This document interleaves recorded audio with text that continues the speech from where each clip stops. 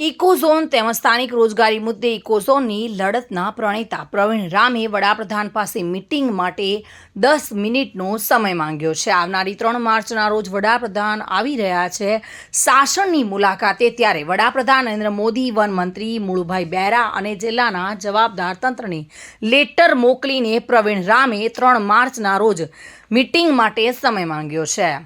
ઇકોઝોનના કારણે થતી સ્થાનિક રોજગારીને ભયંકર નુકસાનીઓ થઈ રહી છે. વર્ષોથી વન વિભાગ દ્વારા થતી કર્ણગત તેમજ જેમણે અત્યાર સુધી ગીર અને સિંહને બચાવ્યું છે એવા ખેડૂતોને ઇકોઝોનથી નુકસાનીની બાબતે વડાપ્રધાન સાથે ચર્ચા કરવા માટે પ્રવીણ રામે સમય માંગ્યો છે.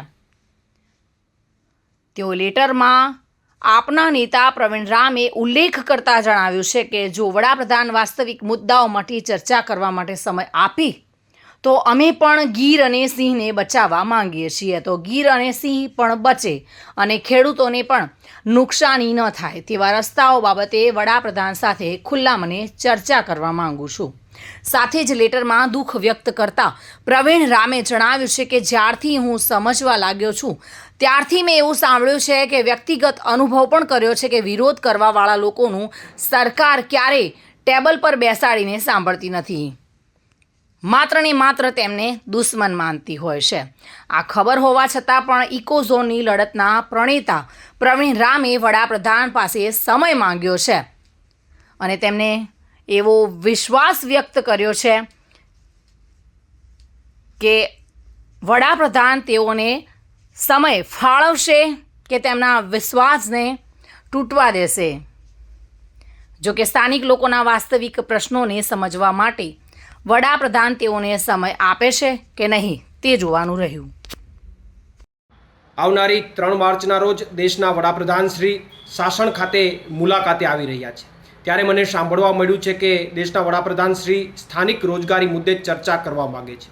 હકીકતમાં જો વડાપ્રધાન શ્રી સ્થાનિક રોજગારી મુદ્દે ચર્ચા કરવા માટે ઉત્સુક હોય તો ઇકોઝોનના કારણે થતી સ્થાનિક રોજગારીને મોટા પાયે નુકસાનીઓ તેમજ જેણે અત્યાર સુધી સિંહ અને ગીરને બચાવ્યા છે એવા ખેડૂતોને ઇકોઝોનના કારણે થતી નુકસાનીઓ તેમજ વર્ષોથી વન વિભાગ દ્વારા થતી સ્થાનિક જે લોકો છે એમને જે કનડગત થઈ રહી છે, આ તમામ મુદ્દાઓ બાબતે હું વડાપ્રધાનશ્રી સાથે નિખાલસ ભાવે ચર્ચા કરવા માગું છું અને એટલા માટે મેં વડાપ્રધાનશ્રી પાસે મિટિંગ માટે 10 મિનિટનો સમય માંગ્યો છે. જો વડાપ્રધાનશ્રી દ્વારા સમય આપવામાં આવે તો અમે અને ગીરના લોકો પણ સિંહ અને ગીરને બચાવવા માગીએ છીએ. તો સિંહ અને ગીર કઈ રીતે બચે અને સાથે સાથે ખેડૂતોને ગીરના સ્થાનિક લોકોને પણ નુકસાની ન થાય એમના વચ્ચેના રસ્તાઓ મુદ્દે પણ વડાપ્રધાનશ્રી સાથે નિખાલસ ભાવે ચર્ચાઓ થઈ શકે. પરંતુ દુઃખની બાબત એ છે કે જ્યારથી હું સમજવા લાગ્યો ત્યારથી અત્યાર સુધી લોકમુખે મેં એક જ વાત સમજી છે, જાણી છે અને મેં પોતે ફીલ કરી છે કે જે વિરોધ કરવાવાળા લોકો હોય એમની સરકારો ક્યારેય ટેબલ ઉપર બેસાડીને એમને સાંભળતા નથી. એમની શું વેદના છે, શું વ્યથા છે, ક્યારેય સાંભળતા નથી. માત્ર એમને એમના દુશ્મન ગણે છે. છતાં પણ એક અંદરના વિશ્વાસ સાથે વડાપ્રધાનશ્રી અમને 10 મિનિટનો સમય ફાળવશે એવા વિશ્વાસ સાથે મેં સમય માંગ્યો છે. પ્રવીણ રામ, પ્રદેશ ફ્રન્ટલ અધ્યક્ષ, આમ આદમી પાર્ટી. મધુ રાવલિયા સાથે bureau report, today Gujarati news. આ સમાચાર આપને કેવા લાગ્યા? ટુડે ન્યૂઝને લાઈક, શેર અને સબસ્ક્રાઇબ કરો.